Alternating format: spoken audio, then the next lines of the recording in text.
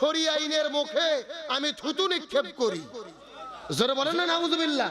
আজকে দেখলাম জনগণ তাকে ধরে গণপিটানি দিয়েছে, গণধোলাই দিয়েছে। এই বেদব মহিলাটা আবার বলেছে যে শায়েখ আহমদুল্লাহ হুজুর উনি হলো ধর্ম ব্যবসায়ী, উনি খয়রাতি করে খায়, ফেসবুক পেজের ভেতরে মানুষের কাছে টাকা চাই, সাহায্য চাইয়ে চাইয়ে খায়, ও হলো খয়রাতি ধর্ম ব্যবসায়ী। বেদব বেহায়া মহিলা গত কয়েকদিন আগে বক্তব্য দিয়েছে যে শরিয়া আইনের মুখে আমি থুতু নিক্ষেপ করি।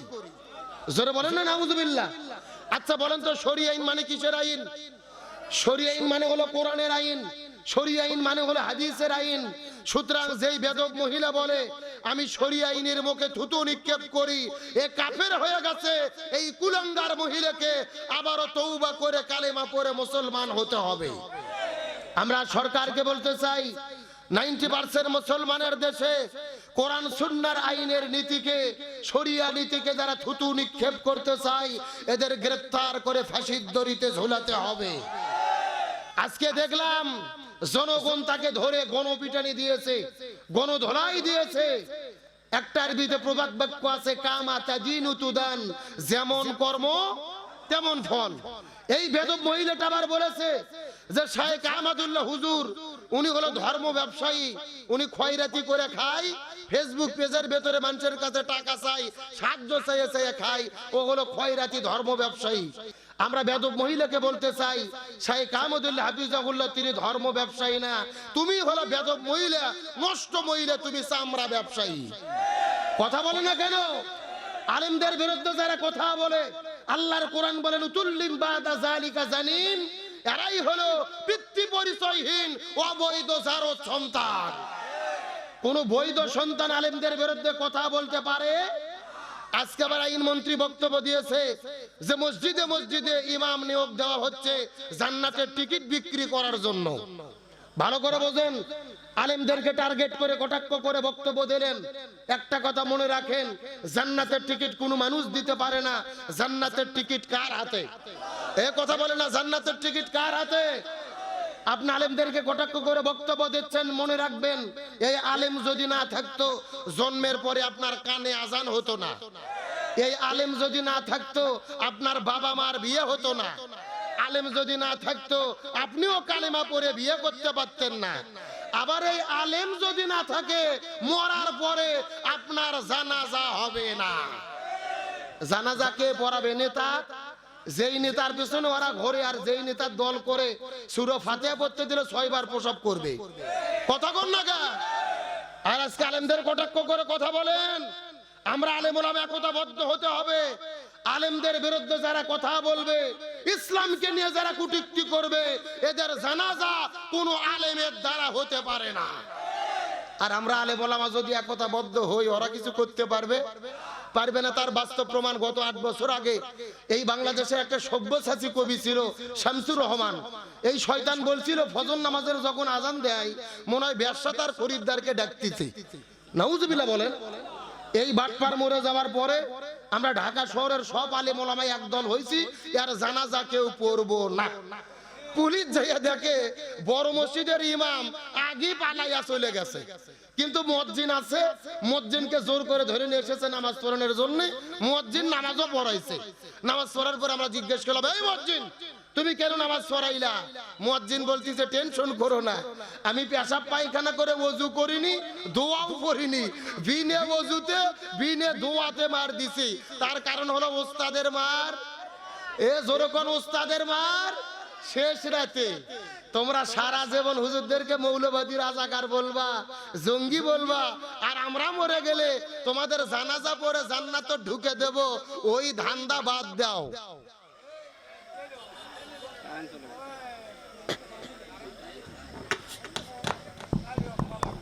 কি আপনাদের কি কষ্ট হচ্ছে?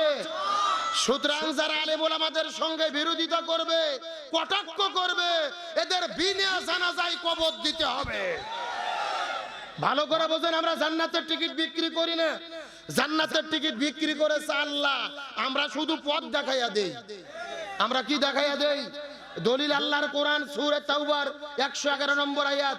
আল্লাহর কোরআন বলেন, ইন্নাল্লাহা আশতারা মিনাল মুমিনিনা আনফুসাহুম ওয়া আমওয়ালাহুম বিআন্না লাহুমুল জান্নাহ।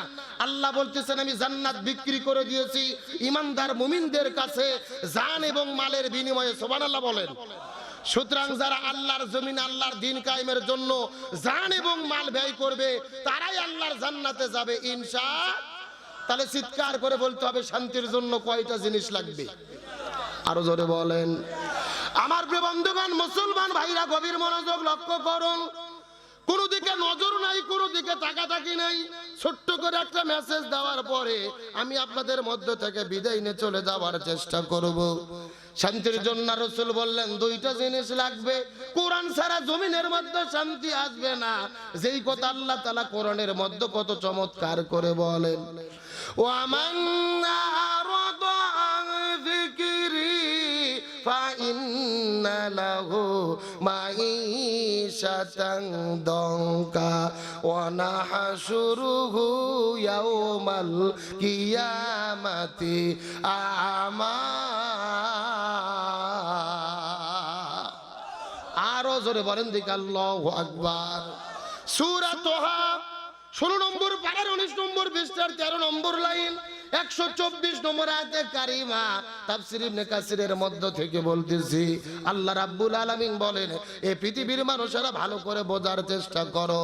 এই দুনিয়ার মধ্যে যদি কেউ শান্তি কায়েম করতে চায় আর কোরআন বাদ দিয়ে যদি কেউ জীবন পরিচালনা করে, ব্যক্তি জীবন, পরিবার জীবন, সমাজ জীবন, রাষ্ট্র জীবন, এই কোরআন বাদ দিয়ে যদি কেউ জীবন পরিচালনা করে আর শান্তির জিকির করতে থাকে, আমি আল্লাহ তাআলা তাদের জীবনে কোনো শান্তি রাখবো না, বরং মাঈশাতান দঙ্কা, তাদের জীবনটা আমি আল্লাহ তাআলা অশান্তিতে ভরে দেব।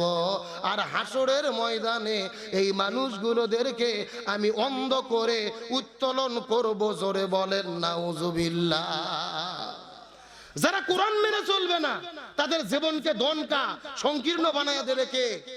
আর হাসরের ময়দানে তাদের চোখকে কানা করে কে উঠাবে? তাহলে শান্তির জন্য কি লাগবে? ফামান তাবিয়া হুদায়া ফালা খাউফুন আলাইহিম ওয়ালা হুম ইয়াহজানুন। লক্ষ্য করেন, এই যেখানে আপনারা লিখে দিয়েছেন আব্দুল সালাম যুক্তিবাদী। আমি যুক্তিতে কিছু কথা আপনাদেরকে বুঝাই। মনে করেন যে বাংলাদেশের ঢাকা শহরে বিশাল বড় একটা পানির ট্যাঙ্কি আছে।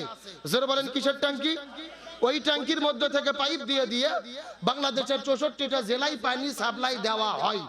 কিন্তু ঢাকা শহরে যে পানির ট্যাঙ্কি আছে ওই ট্যাঙ্কির ভেতরে একটা মরা বিড়াল মরিয়ে পচে গন্ধ উঠে আছে। আমার কথা বোঝা যায়?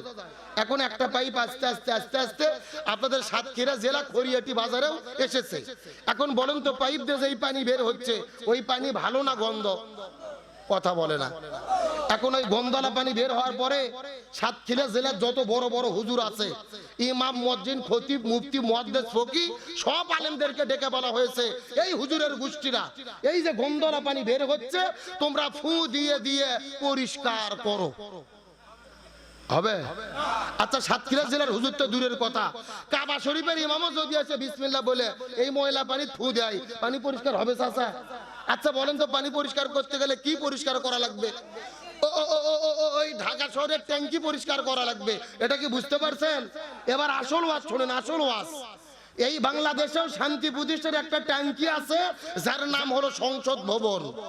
আরো জোরে বলেন। আর ওই সংসদ ভবনের ভেতর থেকে বাবার আইন, চাচার আইন, খালুর আইন, ফুফার আইন, কার্ল মার্কসের আইন, লেনিনের আইন, পুতিনের আইন, ধর্মনিরপেক্ষতাবাদ, জাতীয়তাবাদ, সোশ্যালিজম, ক্যাপিটালিজম, মানব রচিত তন্ত্র মন্ত্রকে জুতো এবং ঝাঁটাপিটা করে বিদায় করে কোরআন নামক সংবিধান ওই সংসদের মধ্যে ঢুকাইয়া কোরআন দিয়ে যতদিন বাংলাদেশ পরিচালিত না হবে ততদিন বাংলাদেশের ভেতরে শান্তি আসতে পারে না, পারে না, পারে না।